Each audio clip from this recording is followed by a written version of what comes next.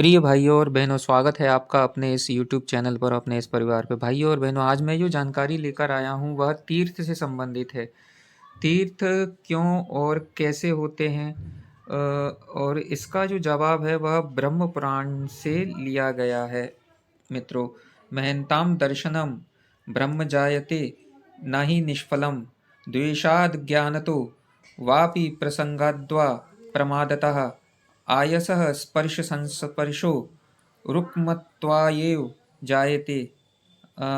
इसका अर्थ यह है मित्रों कि महापुरुषों का दर्शन कभी निष्फल नहीं जाता, भले ही वह द्वेष अथवा अज्ञान से ही क्यों ना हुआ हो, भूलवश क्यों ना कर लिया हो हमने, लेकिन उनका दर्शन कभी भी निष्फल नहीं जाता। लोहे का पारस मणि से प्रसंग या प्रमाद से भी स्पर्श हो जाए तो भी वह उसे सोना ही बनाता है। सोचने वाली बात है कि गंगा जी का पानी कानपुर में उतना शुद्ध क्यों नहीं है, और हरिद्वार काशी में क्यों उद्धार करने वाला है, आगरा क्यों तीर्थ नहीं है, और मथुरा वृंदावन क्यों तीर्थ है।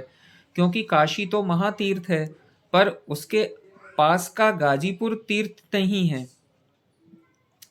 जब आप शास्त्रों पुराणों की कड़ी से कड़ी मिलाएंगे तो इसका जवाब मिलता है, जैसा ब्रह्म पुराण के इस श्लोक में लिखा है कि पारस से आप लोहा छुलाएं तो वो सोना बन जाता है। इसके और उदाहरण देता हूँ। जब आप चुंबक को लोहे से घिसते हैं तो देखते ही लोहे में भी चुंबक के गुण उत्पन्न हो जाते हैं। यदि आप किसी लोहे में एक खास डायरेक्शन में करंट बहाएंगे तो देखेंगे कि उस लोहे के अंदर गुण धर्म बदल गए हैं और उसके अंदर के अणुओं की दशा भी उसी डायरेक्शन में हो गई है। कहने का तात्पर्य है कि जिस चीज के सानिध्य में हम आते हैं उसके गुण धर्म हमारे अंदर भी आते हैं, या जिस भी चीज को हम ज्यादा देर तक छूते हैं उसके गुण धर्म हमारे अंदर आते हैं। इसलिए कहा गया है कि सत्संग करो, कुसंग मत करो। क्यों?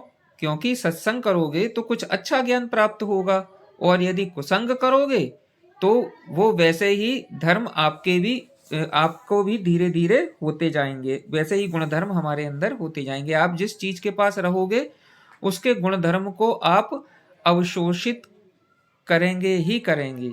इसलिए हमारे यहाँ पैर छूने की परंपरा है, क्योंकि ऐसा माना गया है कि जिसके आप पैर छूते हैं उसके कुछ गुण आप अवशोषित कर लेते हैं।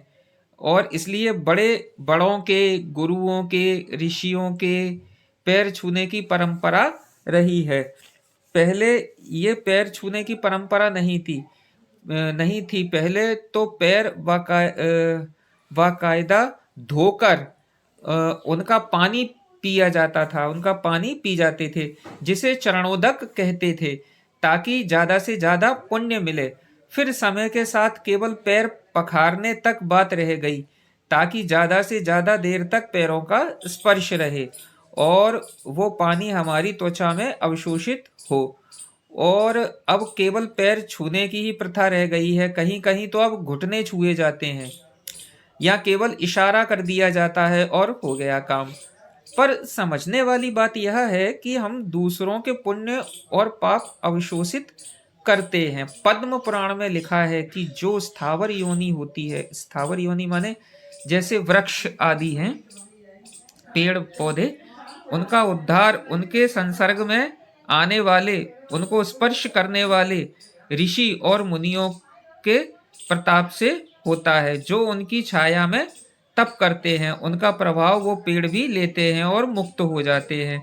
हमारे यहाँ बताया गया है कि जो लोग ऋषि होते थे, मुनि होते थे, तपस्वी होते थे, उनके सतोगुण का प्रभाव उनके आसपास के वातावरण पर भी पड़ता था। कई आश्रमों का विवरण है जहाँ पर हिरन और शेर एक ही जगह पानी पीते थे, क्योंकि उनका जो तप है, उनका प्रभाव उनके आसपास पड़ता था, उस क्षेत्र पर पड़ता था।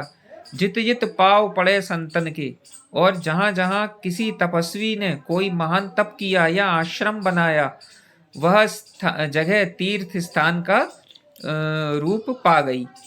लोग उसे तीर्थ कहने लगे, चाहे वो भगवान बुद्ध का तपस्या क्षेत्र हो या भर्तहरि का। इसी का प्रभाव है कि काशी एक महातीर्थ है, हरिद्वार एक तीर्थ है। जबकि आगरा तीर्थ नहीं है, क्योंकि ऐसा माना गया है कि उस मिट्टी पर, उस जगह पर, उस क्षेत्र पर जहाँ पर वो ऋषि मुनि विचरे, उस जगह ने उनके पुण्य अवशोषित किए, और अब हम उस जगह से, उस मिट्टी से उनके पुण्य अवशोषित कर लेते हैं। जिस जगह पर वो ऋषि मुनि नहाते थे, उस जगह की मिट्टी, पत्थर से रगड़ खाकर जो पानी बह रहा है, जो गंगा जी बह रही हैं, उनका पानी भी परम पवित्र हो जाता है, और उस पानी में नहाकर हम भी कुछ पुण्य अर्जित करते हैं। और इस तरह से वो गंगोत्री, वो हरिद्वार, वो काशी, वो संगम में गंगा जी का पानी और उसमें नहाने वाला उस पुण्य का भागी होता है जो उसमें संचित है। अब सोचिए, जिन लोगों के केवल छूने भर से, केवल विचरने मात्र से वो जगह, वो स्थान आज तीर्थ है, उसका पुण्य हम हजारों साल बाद भी ले रहे हैं। यदि वैसे ही या उनकी एक छटाक भर भी पूजा हम तप, यजन, मनन हम कर ले, तो क्या जरूरत है किसी तीर्थ जाने की, गंगा जी में डुबकी लगाने की। अरे मन चंगा तो कटौती में गंगा। हमारे ब्रह्म पुराण और अन्य पुराणों में तीर्थ भी दो प्रकार के बताए गए हैं, स्थानिक तीर्थ और मानसिक तीर्थ। कहा गया है कि जिसने मानसिक तीर्थ नहीं किया उसका स्थानिक तीर्थ व्यर्थ है। गंगा जी भी आपके पाप नहीं हर सकती अगर आपने डुबकी मारने के बाद आकर फिर पाप कर्म करना है तो। अब मानस तीर्थ के बारे में बताया गया है। जायन्ते च भ्रियन्ते च जलेद्वेव जलोकसः न च गच्छन्ति ते स्वर्गमविशुद्ध हम नोमलाः चित्तमंतर्ग तम दुष्टम तीर्थ स्नान नंच शुद्धयति शतशोऽपि जले धोतम सुरा भांडमिवाशुचि।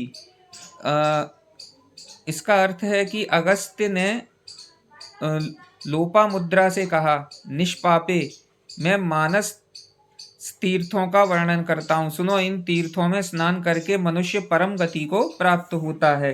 सत्य, क्षमा, इंद्रिय संयम, सब प्राणियों के प्रति दया, सरलता, दान, मन का दमन, संतोष, ब्रह्मचर्य, प्रिया भाषण, ज्ञान, धृति और तपस्या, ये प्रत्येक एक एक तीर्थ हैं।